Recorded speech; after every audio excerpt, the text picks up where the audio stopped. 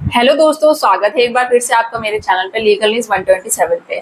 दोस्तों, आपको पता है मानहानि का केस ठोकने का भी एक अलग तरीका होता है। अगर आप मानहानि का केस अपनी पत्नी पर करते हैं, अगर आपकी पत्नी आपको परेशान कर रही है या उसके घर वाले, अगर आप उस पर करते हैं या उसके घर वालों पर भी करते हैं ना, तो आपको 15 लाख रुपए मिलेंगे। बिल्कुल सही सुना आपने।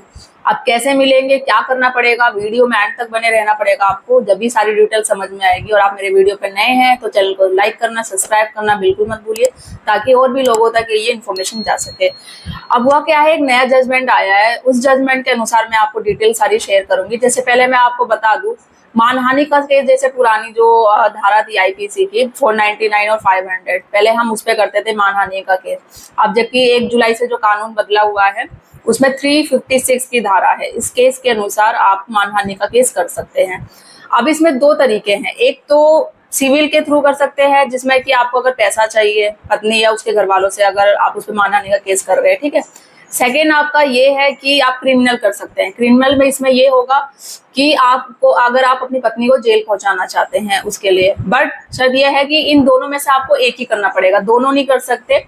मतलब 356 बीएनएस धारा के थ्रू आपके पास 2 तरीके हैं, 2 ऑप्शन है, दोनों में से आप ये सिविल करो या क्रिमिनल करो। इनमें आप दोनों साथ में नहीं कर सकते। अगर आपको पैसा चाहिए, भरपाई चाहिए, तो आप सिविल कर दो। अगर आपको पत्नी को आप चाहते हो नहीं भाई मैं तो उसको जेल में भिजवाना चाहता हूँ, इसमें बहुत ज्यादा मेरा परेशान कर दिया, जीना हराम कर दिया है, तो आप फिर क्रिमिनल कर सकते हो। बट दोनों में से एक ही करना पड़ेगा।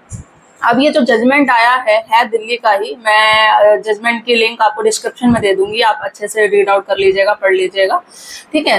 तो इसमें क्या हुआ, 2001 में शादी हुई दोनों की, ठीक है। 2003 में उनकी एक बेटी हुई। अच्छा खासा जब तो चल रहा था, उसके बाद फिर वही लड़ाई झगड़ा शुरू हो गया करके। तो पत्नी 2009 में वो घर छोड़कर चली गई। पति ने काफी ट्राई किया कि वो घर आ जाए, बहुत तरीके किए, बट वो नहीं आई। वही लड़ाई झगड़ा, गाली गलौज करती उसके साथ, उसके घर वालों को करती, उसके पेरेंट्स को करती, माता पिता को वो देती। उसने बहुत ट्राई किया, फिर भी नहीं आई वो। उसके बाद क्या किया, थक हार के पति ने डिवोर्स की पिटिशन को फाइल कर दिया, और 2021 में उसको डिवोर्स की फाइल भी मिल गई। डिवोर्स हो गया, सब कुछ हो गया, फिर भी क्या हुआ, पत्नी सुधरी नहीं। वो क्या करती, गाली गलौज करती अपने फ्रेंड सर्कल में, जैसे अपना बात करती ना, तो पति के खिलाफ वो गाली गलौज देती, मतलब गंदी गंदी लैंग्वेज यूज करती थी, ये बोलती थी। फिर क्या करती थी, पति के ऑफिस में जहाँ वो जॉब करता था, अपनी मेल आईडी से और अपनी बेटी के मेल आईडी से उस पति के ऑफिस के जो एम्प्लॉय थे उनको मेल करती, और उस पर मतलब गलत लैंग्वेज यूज करती, गालियां गलौज करती उसके खिलाफ, उसके पेरेंट्स के खिलाफ, मतलब मेल मेल करके, मतलब डिफेंड करती रहती हूँ। तो मतलब हर तरीके से परेशान करती, चाहे वो रिश्तेदारों में करती, अपने फ्रेंड सर्कल में करती, उसके ऑफिस में करती, मतलब बहुत तरीके से उसे डिफेंड करते, उनको परेशान कर दिया था उसने। पति ने क्या किया, फिर परेशान होके उस पर मानहानि का केस कर दिया कि भाई ये ऐसे ऐसे, ये पत्नी डिवोर्स हो चुका है, सब भी हो चुका है, फिर भी ये मुझे ऐसे परेशान कर रही है। उसने 356 जो नई धारा थी बीएनएस के थ्रू वो कर दिया। उसने उस पर सिविल का केस किया, पैसे के लिए, जेल के लिए नहीं किया, सिविल के लिए किया कि मुझे भरपाई चाहिए।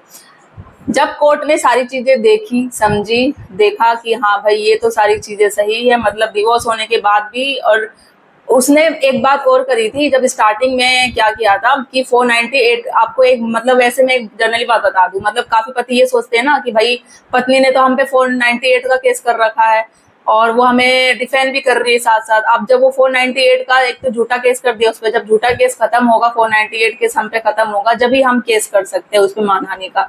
पता नहीं कब खत्म होगा, चाहे 1 साल लगेगा, 2 साल लगेगा, हमें वेट करना पड़ेगा, क्योंकि हम नहीं कर सकते। तो मैं आपको ये बात कर दूं कि ऐसा जरूरी नहीं है कि जब 498 का केस खत्म होगा, जब आप पे उस पर मानहानि का केस उस पे या उसके घर वालों पे कर सकते हैं। और जब तक आप परेशान होते रहोगे, आप केस होने का खत्म थोड़ी ना करोगे। एक तो झूठा उसने केस कर रखा है, और आप ऊपर से फिर इंतजार करो केस कब खत्म होगा, तो मैं कब मानहानि का केस करूंगा। तो ऐसा नहीं है, आप बीच में ही आपको है ये अधिकार, आपको राइट्स है कि आप कर सकते हो। 356 ही करो, जो भी आपको सिविल करना है, क्रिमिनल करना है, आप केस का इंतजार मत करो, केस खत्म कब होगा, आप बीच में भी कर सकते हो।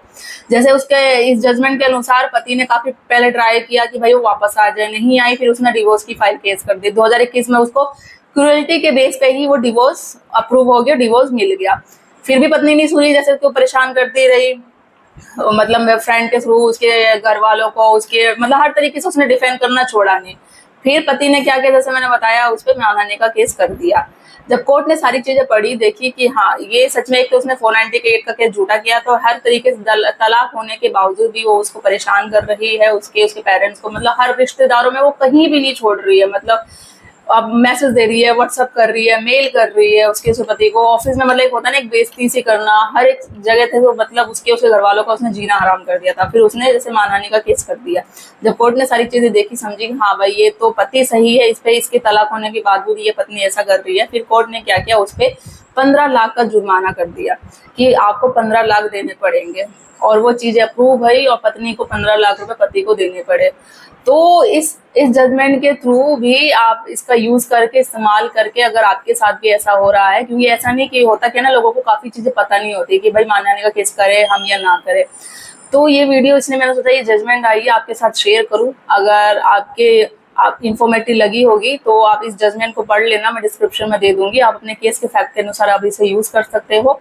और मेरी वीडियो को ज्यादा ज्यादा लोगों तक शेयर करो, क्योंकि काफी लोग हैं उनको पता नहीं है कि उनके क्या राइट्स है, क्या अधिकार है। मेरा मेन वीडियो, जैसे मैं हमेशा कहती हूँ, अवेयरनेस फैलाना है, लीगल क्या राइट है पति के या पत्नी के, उनको तक पहुंचाना है।